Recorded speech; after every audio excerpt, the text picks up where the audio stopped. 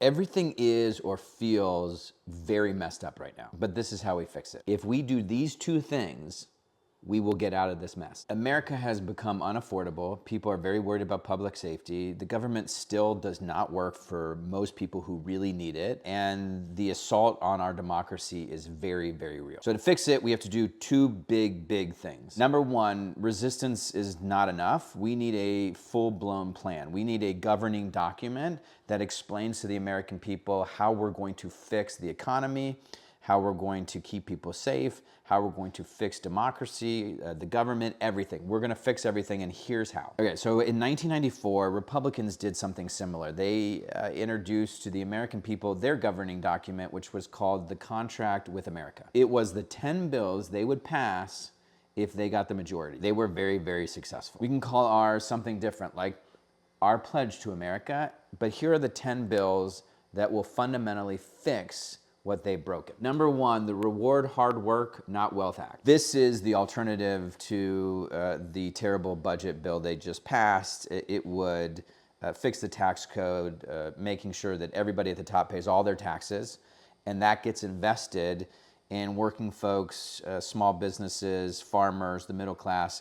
They get meaningful tax relief. Number two, the Build Baby Bill. That's a lot, I know. But we got to start building again in this country, infrastructure and housing in particular, but you can also include broadband. This bill would do that. All of the reforms that we need and the investments to build a ton of new housing, lowering rents and housing costs, a ton of infrastructure, and laying broadband all over the country. Number three, Improve Care, Lower Costs Act. This is the bill that would expand access to health care.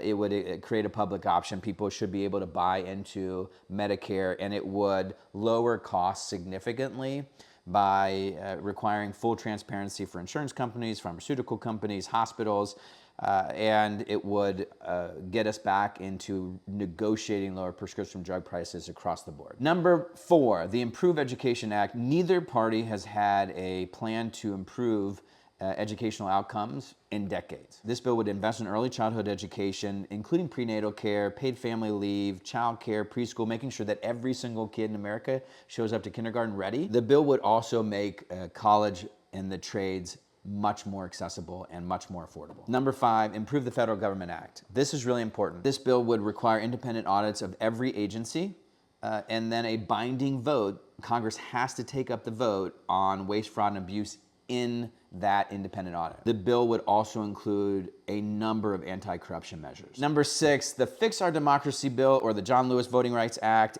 end voter suppression, end partisan gerrymandering, end dark money, and get politicians out of the business of buying and selling individual stocks. Number seven, the 21st Century Anti-Crime Bill. Communities across the country, particularly cities, are really struggling with gun violence. They need more police officers and they need real gun reform. Restoring Personal Liberties Act. This bill would protect personal autonomy, from reproductive freedom to LGBTQ issues. Number nine, the Border Security and Immigration Reform Act. This bill would include additional Border Patrol officers, more judges, asylum reform, and perhaps most importantly, legal pathways for folks who have been working here and for dreamers. And finally, number 10, the Strengthening America's Global Leadership Act. This would reaffirm our role in global alliances, our fight against authoritarianism here and abroad, and promoting democracy and trade. Also, this bill would reinvest in the foreign aid we know is so critical to our national security and just us as human beings. Second big thing is we need a new entity. We need a group of people